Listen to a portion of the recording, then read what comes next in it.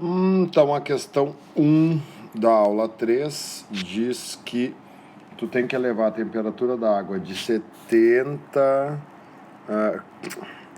que o aquecedor bota a temperatura da água em 70, mas a temperatura ideal do banho é 30.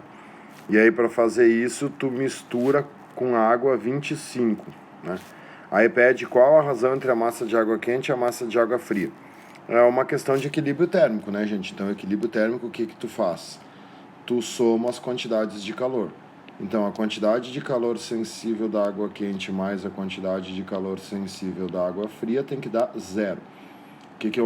Lembra o que eu faço, né? Eu gosto de escrever as temperaturas aqui em cima para me organizar. A água quente vai estar a 70, ela tem que parar no 30. No 30, né? Não no zero.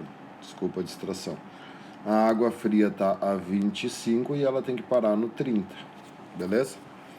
Então, abre a fórmula, quantidade de calor sensível mc delta T, mais mc delta T igual a zero. A massa de água quente eu não sei, o Czinho da água é 1, não precisa nem botar aqui, né, porque vai cancelar, mas tudo bem. O delta T aqui é menos 40, cuidado, né, 30 menos 70, sempre final menos o inicial. A massa de água fria eu não sei, o Czinho é 1 e o delta T aqui é 5, tudo isso é igual a zero. Então, o que eu tenho aqui, ó? Que, passando, né? Menos 40 massa quente é igual a menos 5 massa fria, passando para o outro lado. Então, os dois ficam positivos. Agora, cuida para não errar. Ele quer a razão entre a massa de água quente e a massa de água fria. Então, a massa de água fria passa dividindo, fica a massa quente sobre massa fria. Aí o 5 ficou lá e o 40 passa dividindo, né? O que é isso? 40 por 5 simplifica, é 1 sobre 8, né? 1 sobre 8 é 0,125. Beleza? A 2 diz que num dia a temperatura é de 37 graus Celsius e uma pessoa com essa temperatura corporal repousa à sombra. A pessoa libera calor através da evaporação do suor. A potência necessária para manter seu metabolismo é 120 watts. E 20% dessa energia é dissipada pelo suor. E aí diz que o calor de vaporização do suor está aqui, da água, né? Uma caloria é 4 joules. Após 2 horas, a quantidade de água que a pessoa deve ingerir para repor a perda. Bom, a perda vai ser a evaporação, então é o que moleza, a água que evapora, que moleza. Como a incógnita é a massa, eu preciso do calor. Então, a gente cai sempre na fórmula que eu já falei para ti, que é a fórmula mais usada no Enem. Potência, trabalho sobre tempo. Só que essa fórmula ela vai se adaptando, né? No caso da calorimetria, o trabalho é o calor. Nunca te esquece que calor é energia, é trabalho. Então, tu sempre vai usar na calorimetria a fórmula da potência com o trabalho sendo o calor. A potência é 120 watts, mas apenas 20% é dissipada pelo suor. Então, 120 vezes 0,2, né? 12 vezes 2 é 24. Então, nós temos 24 watts de potência para dissipar. A quantidade de calor eu quero saber e qual é que é o tempo.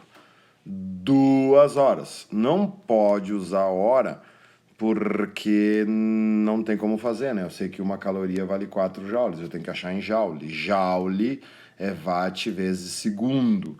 Então, 2 horas são 7.200 segundos. Isso aqui vai passar multiplicando para lá. Então, já vou botar aqui, ó. Qual é a quantidade de calor? 24 vezes 7.200. Qual é a massa que derrete? Eu não sei. Só que quanto vale o L? O L vale 540. Só que olha só que ruim. 540 calorias por grama. E isso aqui, ó, 24 vezes 7.200 está em joule. Se uma caloria é 4 joules, né? O que eu tenho que fazer para transformar o joule em caloria? Eu tenho que dividir. Então, isso aqui vai ser dividido por 4, né? Para virar caloria.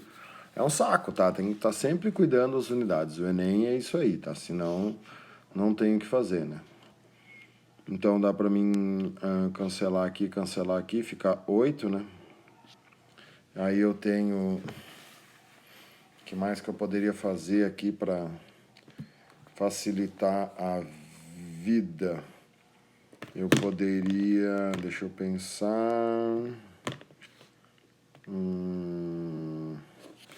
8 não, 6, né? Tô louco.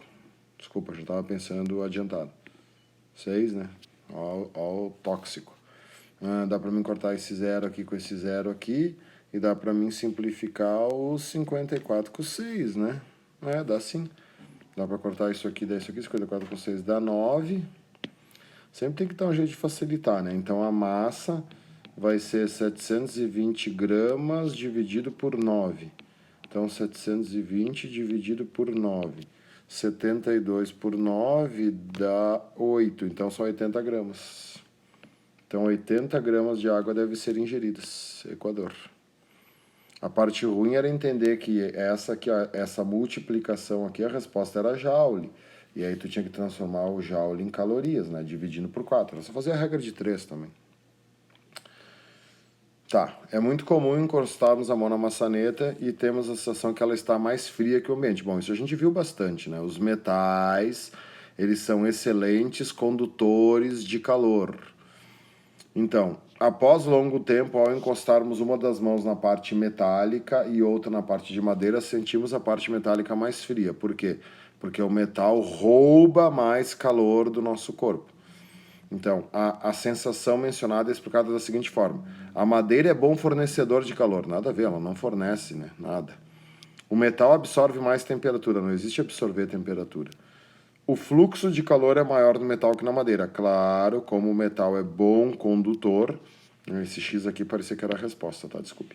Como o metal é bom condutor, o fluxo de calor é maior. Ó, a madeira retém mais calor que o metal. Não existe reter calor, ninguém tem calor. O metal retém mais frio que a madeira. Bom, essa aí é horrível, né? Reter frio é um troço muito louco. Agora aqui é um monte de questões de cálculo, tá? Calorimetria sempre vai ter bastante cálculo. Não pode ter preguiça. Para preparar uma sopa instantânea, uma pessoa aquece um forno de micro-ondas. Aquece em um forno de micro-ondas 500 gramas de água em uma tigela de vidro de 300 gramas. A temperatura inicial da tigela e da água era 6 graus.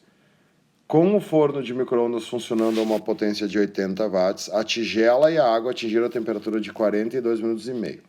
Considere que os calores específicos do vidro e da sopa são 0,21 e 11. E que uma caloria é 4,25 joules. Acho que aqui eu tenho um erro de impressão.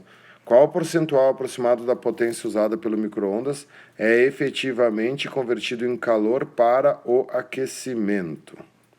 Bom, eu acho que esse 1 aqui ele está perdido aqui, tá? Eu acho que é 0,2 e 1, tá? Depois eu vou conferir isso, mas isso aqui tá fora, porque a sopa é basicamente água, né? Então, e o vidro é 0,2, tá? Tudo bem, depois eu tiro isso. Então vamos ver o seguinte, ó. Ele quer saber qual o percentual mais próximo da potência usada é efetivamente convertido em calor, certo? Tá, o que eu tenho que calcular? A questão chata, ó, a quantidade de calor que cada um deles ganhou. Então, que macete, beleza?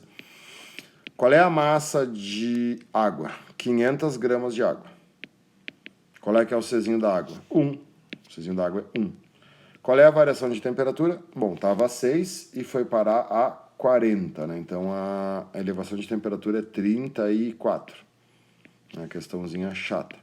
Então, a quantidade de calor é 5 vezes 34, que dá 170. Então, eu vou ter 170 mais 2 zeros. 17 mil calorias. O outro, né? A sopa, o vidro, desculpa, é 300. O Czinho do vidro é 0,2 e o ΔT também é 34. Então, a quantidade de calor que o vidro ganhou é 300 vezes 0,2, que dá 60 vezes 34, que dá 2040 calorias, certo? Então, quem que forneceu essa energia para eles? O micro-ondas. Qual é a potência? potência trabalho sobre tempo, né? Então, qual é o trabalho que o micro-ondas fez? Essa quantidade aqui, essa soma, né? Então, o trabalho do micro-ondas foi 17.000 mais 2.040 calorias, né? Isso aqui vai ter que ser multiplicado por 4,25 para virar joule, porque uma caloria são 4,25 joules. Em calorimetria não pode ter preguiça de matemática, tá? Não erra por preguiça, tá? Isso é muito ruim, só fazer. Isso aqui vai dar um trabalho de 80.920 joules. Então, 80.920 joules, em quanto tempo? Em 2 minutos e meio, né? Só que tem que ser em segundos. Então, 2,5 minutos, né? 2 minutos são 120 segundos. Mais meio, né? Meio é 30, então isso aqui são 150 segundos. Então, isso dividido por 150, eu tenho uma potência de 539,4 watts. Então, tu vê, 539,4 watts é o que tu usou, mas a potência do micro-ondas é de 800 watts. Aí ele pede qual percentual aproximado da potência usada pelo micro é efetivamente convertido em calor para o aquecimento. Então, agora tu faz uma regra de 3, eu vou fazer aqui embaixo, ó. 800 é o 100%, né? 539,4 é o X.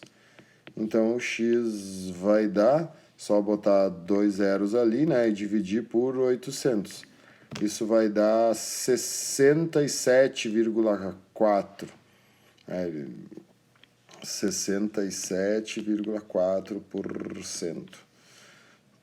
O valor mais próximo aqui é 66,7. Ele deve ter feito algum arredondamento aí que a gente não sabe. Beleza? Bem chatinha a questão.